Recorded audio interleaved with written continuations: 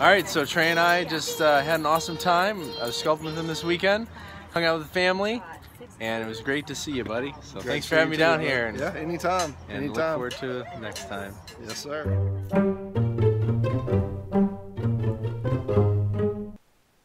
Hey everybody, this is Tom Mason, and welcome to the Mini Sculpting Super Show. This is episode 8? Yes, it is episode 8. And yeah, that little bit you saw before the intro is a bit of a sneak peek to what is going on and going to be coming up soon.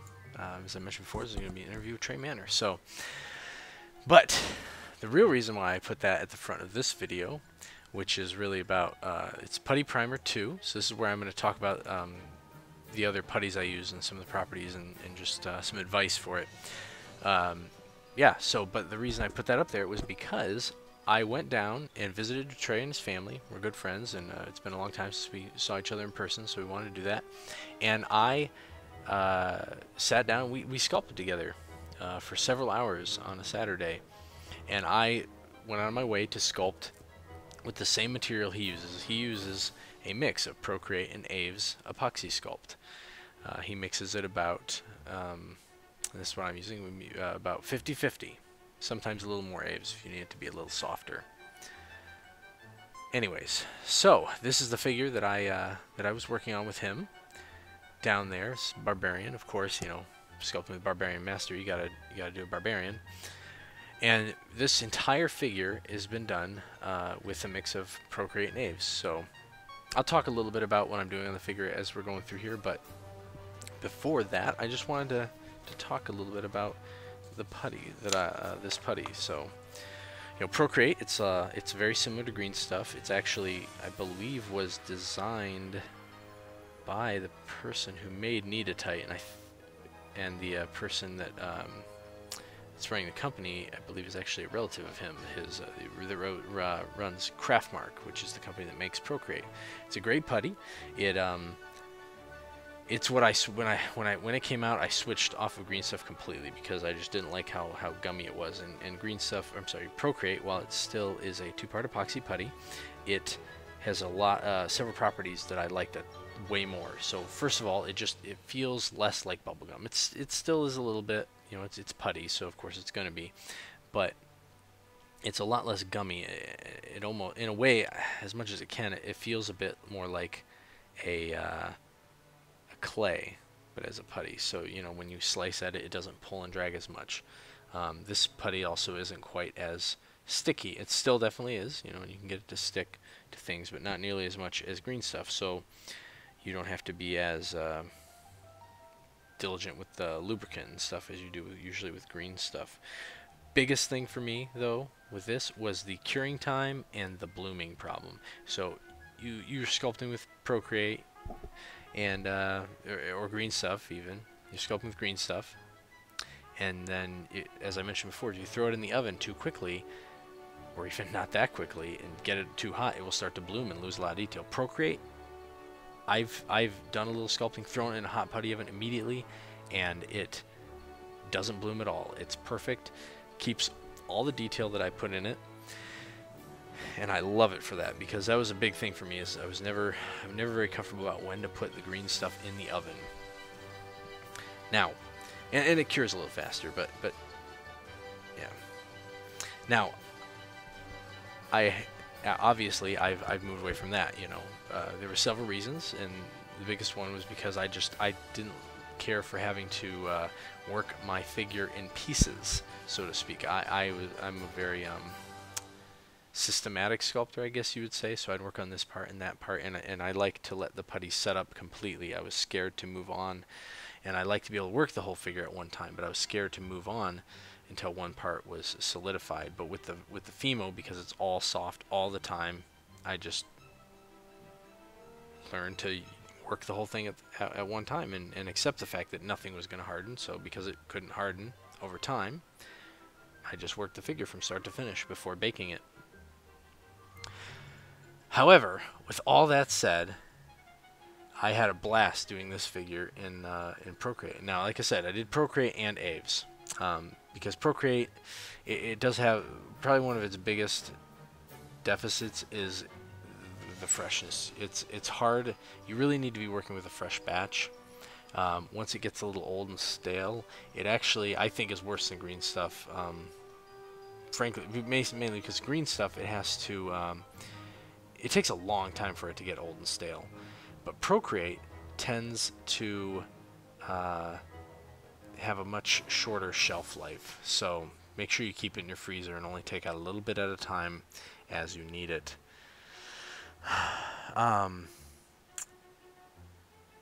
But one thing you can do, and this is the way I've typically, basically, when I left Putty behind, I moved on.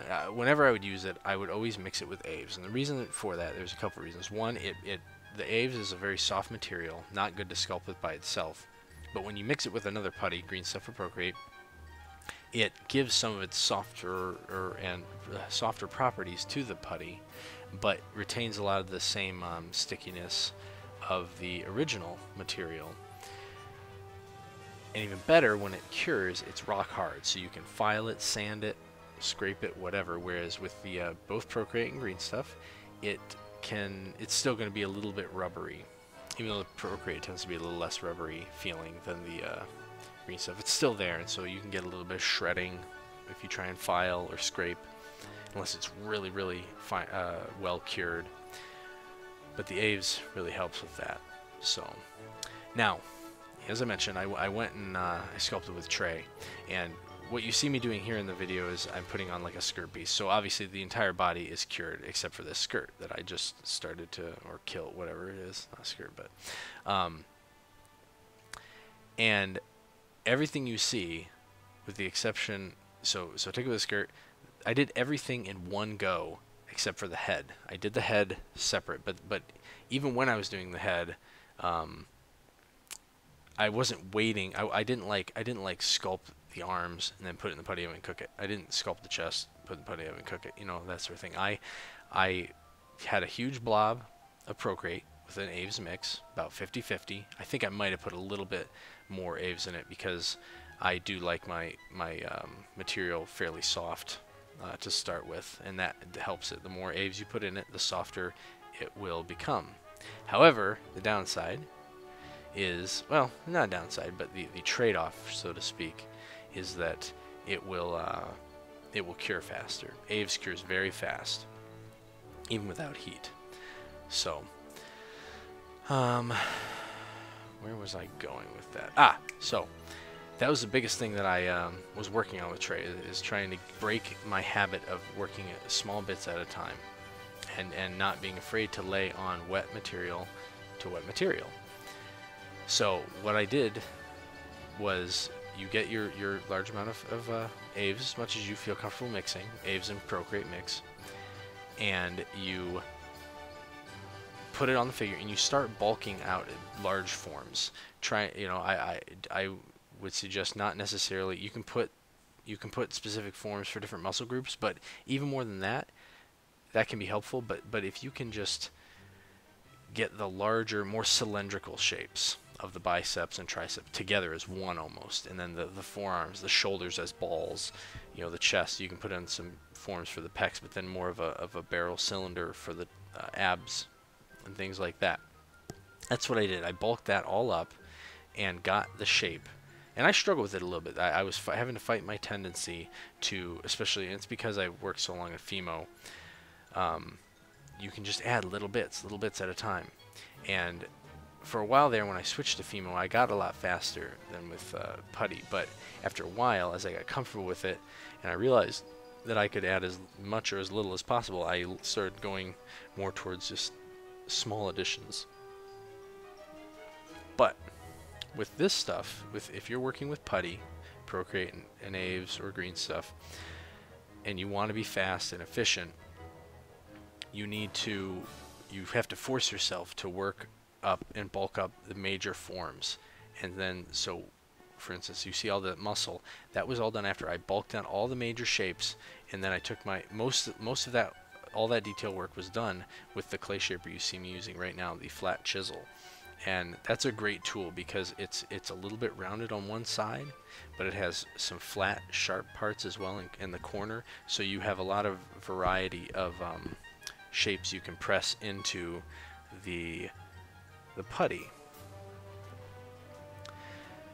There were a couple spots as I was doing the muscles that weren't quite where I wanted to be, but you know what? It was okay. I just mixed up a little bit more Aves. I packed it on there a bit, and the understructure still wasn't completely cured.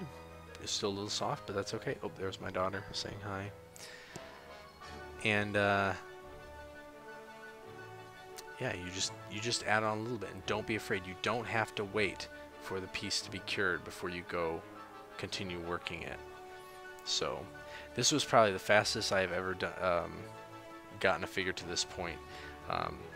What you see here, I did in about maybe 4 hours before I added this skirt. It was about 4 hours, and that is I basically came to the session with the posed armature, and from there I added on the first layer of ProCreate just to, you know, get something on the wire, like I always tell you guys to do. And then you and then I started bulking up. You just start putting it on there, and just by putting that first layer on there, before it's even cured, it's already started to cure and set up a little more than the rest of it, and so you have a little bit of an underbase, which you don't have to worry about.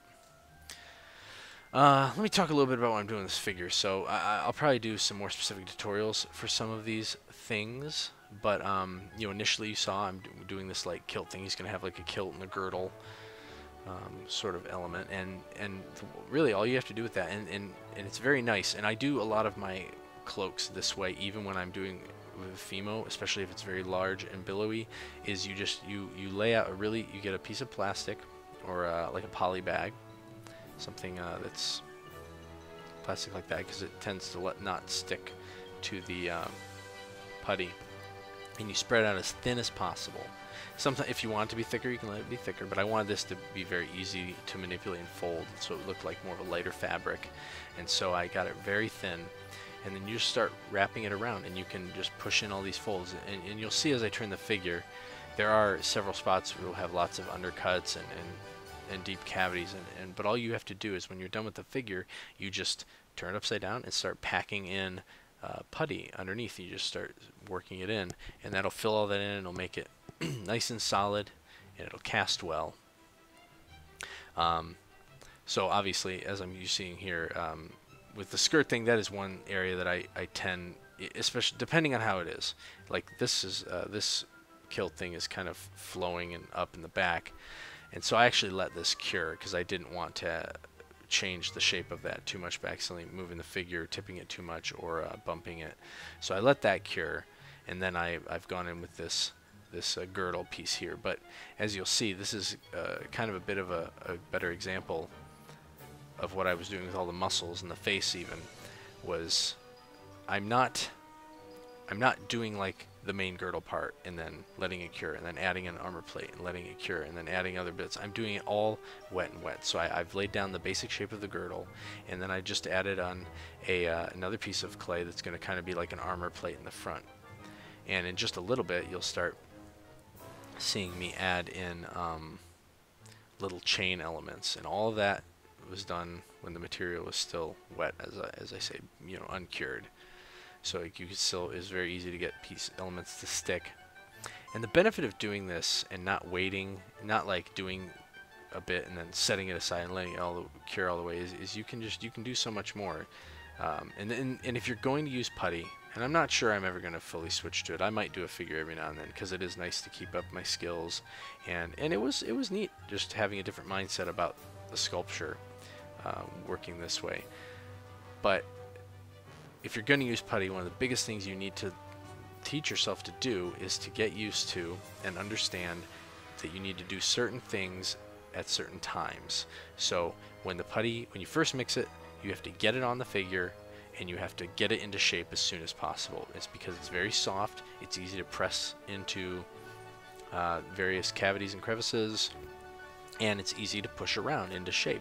Once it firms up, it's going to want to stay in that shape a lot more, and you're not going to be able to push it around as easily, and you're going to distort your form actually even more than if you did it when it's soft. And then as it firms up, you know, especially if you're doing things like belts and equipment, you can actually, that's the time when you're really going to want to slice at it, because it's firmer, it's going to hold its shape a little better, and you can just get a little bit of lubricant on, whether it's saliva or Vaseline or whatever, on X-Acto or a Scalpel, and you can just slice, and it'll make a really nice hard crisp edge on things. And you know, you can add in other little details, like I'm going to end up putting in little nicks and scratches on this belt here. You know, as you see, I've actually kind of left the belt. I'm going to end up putting a lot more details on it. There's going to be like a little rim, and I'm going to put some nicks on it, but I just left it alone to add a little bit more embellishment to the kilt element. But that gave it time to set up a little bit, and so it would hold its shape better. Now here's where I'm adding some of the chains on there, and this was fun because I basically sculpted the links individually. I didn't use any tricks. You know, a lot of times a trick is you'll lay out like a sausage of putty, and then you'll kind of press in some dips into it to make like the center of the links, and then you'll use the X-Acto to cut to make the perpendicular link, and it's kind of, you're making the shapes, yeah, and it looks right. But this was cool because I was actually making links and rolling them together, so it just makes them look a lot more, gives them more definition and chunkiness. So, well, those are the biggest things I can say about ProCreate and Aves and whatnot. I mean, you're going to have to experiment. It is a challenging medium to master, in my opinion. It's definitely more difficult, but and even though I don't use it all the time, it is definitely, I use it. I do use it even in small amounts on my Fimo figures, and it really helps with what I'm doing. So lastly, I wanted to say, I meant to point this out in the beginning, but let me know what you guys think of this new setup. I've got my new camera. I'm still messing with the lighting, as you see. It kind of changed. I think it was better. I don't know. There's good things and bad things about the two lighting setups I had. One, I had more lighting in the background, which I think makes it a little harder to see the figure. It doesn't stand out as much, but there's a little bit more lighting overall. But yeah, let me know what you think. I feel like I'm holding it in frame much better, even though we're going fast. And so hopefully it's clear to everybody and doesn't seem like it's jerking around as much. The biggest challenge again will just to make sure that I'm holding it and I'm getting a good focus. But yeah, it's much more comfortable for me to sculpt this way, which means it'll be easier in theory for me to do demos. I'll be able to sculpt more. Because I was having to cut my time down a lot because it was actually a little painful to sculpt the way I was holding the figure before. Because I had to rest my forearms on a table. So yeah, let me know in the comments what you think. You know, if you thought it was clear enough, just give me a little critique, and I'm going to try and adjust accordingly as I move on and do these next tutorials.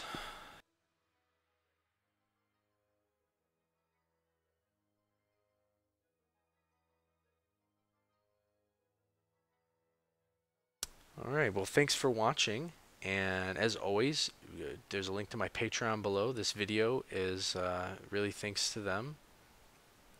I've got some great supporters over there, and this video was actually voted on by the patrons to do. This is the second part of it, and I was really happy to do it. I'm not sure I would have done it if people hadn't asked for it, because like I said, I don't really work in this as much, but it's good to know, and it gave me the chance to kind of get back into it and try things that I haven't in a long time. So, which is always, I like learning just as much as everybody else. So, yeah, leave a comment. Let me know what you thought of the video overall, and like, share, and subscribe to the channel if you're not. We've got a lot more sculpting videos coming up soon. I'm getting back on a regular schedule, and I look forward to bringing more to you guys.